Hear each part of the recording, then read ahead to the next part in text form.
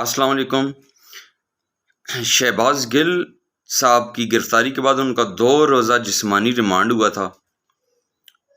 اور آج پھر ان کو عدالت میں پیش کیا گیا۔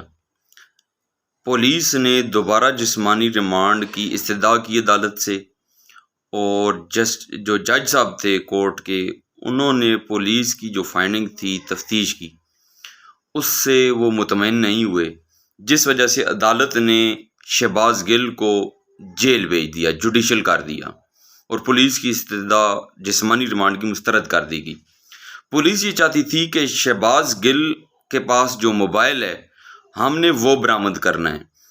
اور شہباز گل کے بیانات کی روشنی میں مزید گرفتاریاں کرنی ہیں، جس کے لیے ہمیں مزید ریمانڈ چاہیے۔ شہباز گل صاحب بغاوت سمیت 10 سے زائد مقدمات میں ملوث ہیں۔ ان کے اوپر جو سب سے اہم جو مقدمہ ہے وہ یہ ہے کہ انہوں نے فوج کے اندر تقسیم کرنے کا بیان دیا ہے، اور یہ بیان انہوں نے ٹیلی ویژن کے اوپر لائیو آ کر دیا۔ اب ایک یہ کہا جا رہا ہے کہ شہباز گل کا سول کورٹس کے بجائے ملٹری کورٹ میں مقدمہ چلایا جائے۔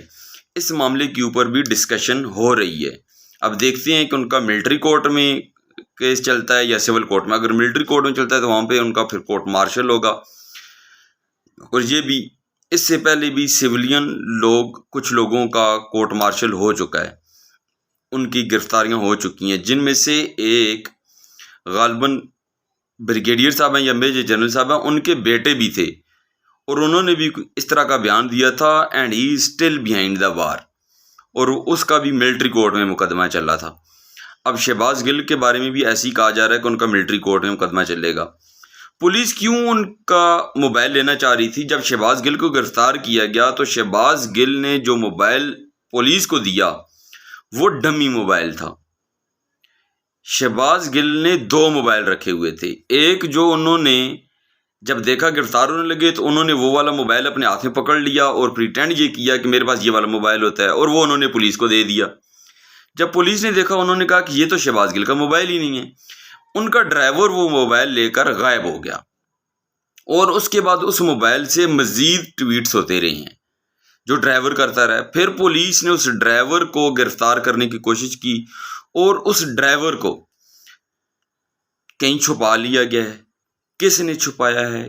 کہاں پر چھپا لیا ہے، یہ ایک سوالیہ نشان ہے، اور کیوں چھپایا گیا ہے یہ بھی ایک سوالیہ نشان ہے۔ ایسا کیا ہے اس موبائل میں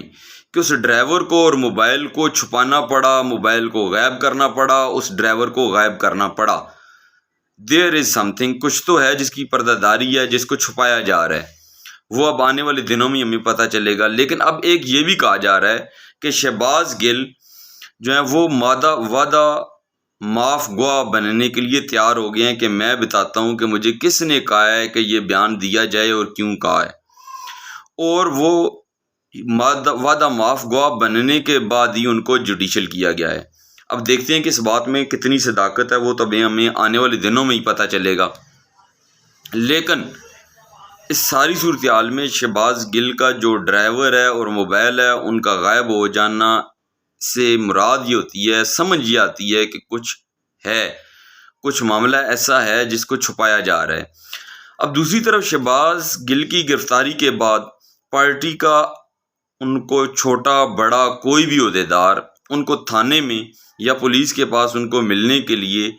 کوئی معلومات لینے کے لیے پولیس کے پاس نہیں گیا۔ پولیس حکام کا کہنا ہے کہ ابھی تک کسی نے ملاقات کی کوشش نہیں کی۔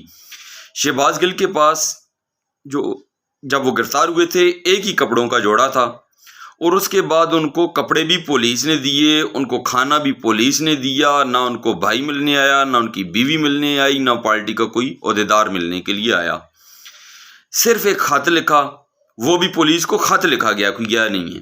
علی رضوان عمان صاحب جو اسلام آباد کے میں نے، انہوں نے خط لکھا جی کہ ان کا جو ہے ہمارے پارٹی کے بندے ہیں اور ان کا لا کے مطابق ہو، اس طرح کے انہوں نے کچھ خط لکھا ہے، گئے وہ بھی نہیں ہیں۔ اب شہباز گل پر جو بغاوت کا مقدمہ ہے، اس بغاوت کے مقدمے کی تحقیقات کے لیے جو ایک ٹیم تشکیل دی گئی ہے، اس کی سربراہی ایس ایس پی انویسٹیگیشن جو کریں گے،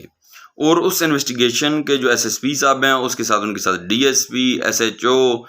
اس میں دیگر اداروں کے لوگ بھی اس میں شامل ہوں گے اور وہ تحقیقات کر رہے ہیں، اور ان تحقیقات کی روشنی میں ہی اور شہباز گل کے بیانات کی روشنی میں ہی اے آر وائی کے نیوز ہیڈ عماد یوسف کو اور دیگر جو گرفتاریاں ہیں وہ ہونی ہیں۔ آنے والے آئندہ کچھ روز بعد مزید کچھ لوگوں کی گرفتاریاں بھی متوقع ہیں، جبکہ ارشد شریف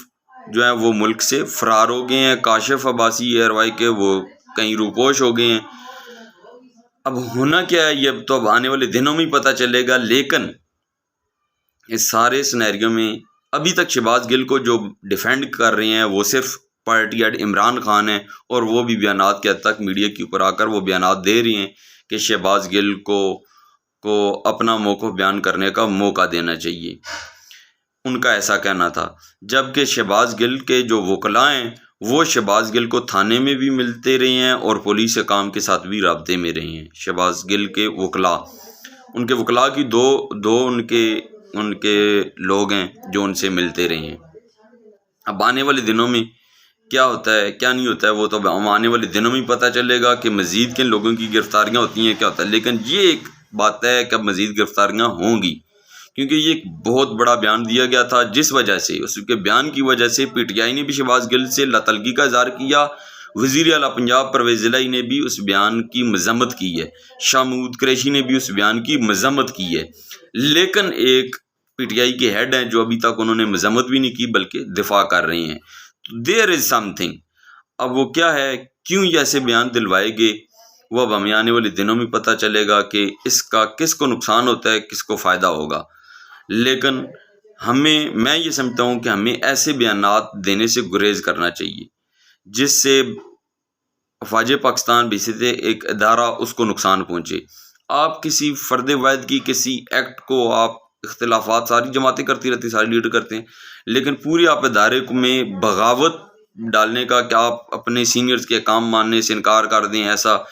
یہ بیان دینا بہت غلط بیان ہے، اور اسی وجہ سے شہباز گل کو اہل خانہ تک ان سے ملنے نہیں گئے ہیں، اور سننے میں یہ آیا کہ وہ اکیلے میں روتے رہتے تھے اور بہت زیادہ پریشان تھے، جو ان کی باہر وہ پولیس کے ساتھ نکلتے ہوئے وہ باہر آتے ہیں، اس کے ان کے چہرے سے بھی پتہ چلتا ہے کہ وہ کس قدر پریشان ہیں۔ Thank you very much.